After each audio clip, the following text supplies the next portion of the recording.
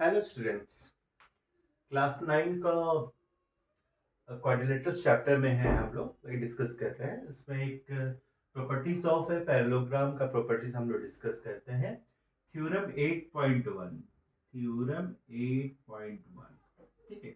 ये एनसीईआरटी 9 में, एनसीईआरटी की बुक 9 क्लास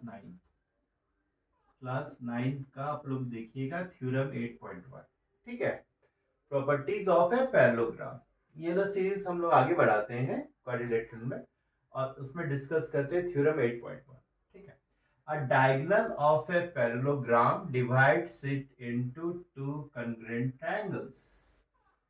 क्या कह रहा है कि अगर मेरा ए बी सी डी एक पैरेललोग्राम है,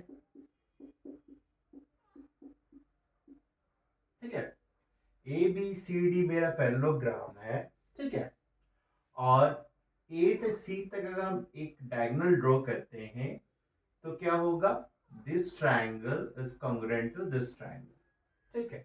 ये दो कॉन्ग्रुएंट ट्राइंगल बनाएगा, ठीक है।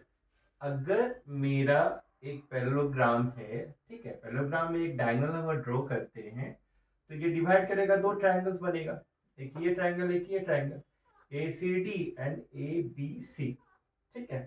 तो ये दोनों ट्राइंगल आपस में कॉन्ग्रुएंट होगा, ठीक है। इसका एक हम लोग देख लेते हैं, प्रूफ देख लेते हैं कि, ठीक है, एबीसीडी मेरा पैरेललोग्राम दिया हुआ है, ठीक है। हम एक लाइन ड्रॉ कर लिए ए टू सी, ठीक है। अब यहाँ पे हम लोग एंगल बनाते हैं। यहाँ पे एंगल 2 दे दिया, एंगल 4 दे दिया, एंगल 1 एंड एंगल 3, ठीक है। तो हम जान ही रहे हैं कि अगर ये दोनों मेरा पैरेललोग्राम है तो ये अपोजिट साइड्स क्या होगा, पैरेलल होगा, ठीक है। क्या होगा, डीसी मेरा हो जाएगा पैरेलल टू एबी। डीसी मेरा पैरेलल ए बी है, तो ये जो लाइन ऐसे हम ड्रॉ किए हैं, डायगोनल है, तो यहाँ पे ये एंगल बना रहा है। तो एंगल 1 इक्वल्स टू एंगल 2 है, एंगल 3 इक्वल्स टू एंगल 4।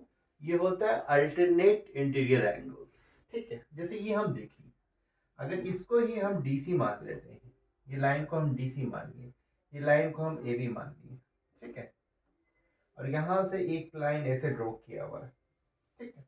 ये दोनों पैरेलल है मेरा, तो this angle equals to this angle हो जाएगा, ये angle equals to angle, angle 1 equals to angle 2 होगा, एंगल 3 इक्वल्स टू एंगल 4 होगा।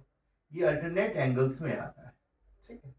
Alternate interior angles, angle 1 equals to angle 2 हो जाए, एंगल 3 इक्वल्स टू एंगल 4 हो जाए, अगर ये दो लाइन मेरा पैरेलल है और एक लाइन इसको बाइसेक्ट, एक लाइन इसको ट्रांजेक्ट कर रहा है, ठीक है ना। तो इसमें जो एंगल है वो एंगल इक्वल होगा। तो एंगल 1 इक्वल्स टू एंगल 2 हो जाएगा, एंगल 3 इक्वल्स टू एंगल 4 हो जाएगा, ठीक है। तो यहाँ पे वही करेंगे, DC is parallel to AB, therefore angle 1 equals to angle 2 and angle 3 equals to angle 4, angle 3 equals to angle 4, angle 2 equals to angle 1 and AC is common, AC common हो गया।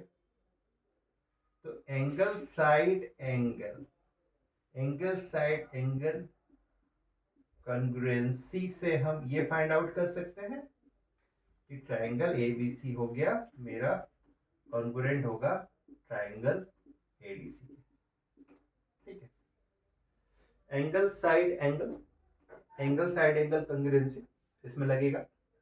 एंगल 1 इक्वल्स टू एंगल 2 है, angle 1 equals to angle 2 है, angle 3 equals to angle 4, angle 3 equals to angle 4, और this side हो गया, ये common side हो गया ये दोनों ट्राइंगल का, तो ये कॉमन हो गया, तो क्या हो गया, A S, angle side angle congruency से हम फाइंड आउट कर सकते हैं ट्राइंगल एबीसी, ये ट्राइंगल कॉन्ग्रुएंट हो गया ट्राइंगल एबीसी, ये दोनों कॉन्ग्रुएंट हो, ठीक। तो प्रूफ हो गया ना, ये प्रिंसिपल प्रूफ हो गया कि एक diagonal of a parallelogram, diagonal of a parallelogram divides into two congruent triangles, दो कॉन्ग्रुएंट ट्रायंगल्स में डिवाइड करता है। एक डायगोनल अगर है पैरेललोग्राम का तो वो दो ट्रायंगल्स बनाता है और दोनों ट्रायंगल आपस में कॉन्ग्रुएंट होंगे। ठीक है, ये थ्योरम क्लियर हो गया। आप लोग एक बार स्क्रीनशॉट ले लीजिए और फिर फर्दर आगे थ्योरम और हम लोग करेंगे।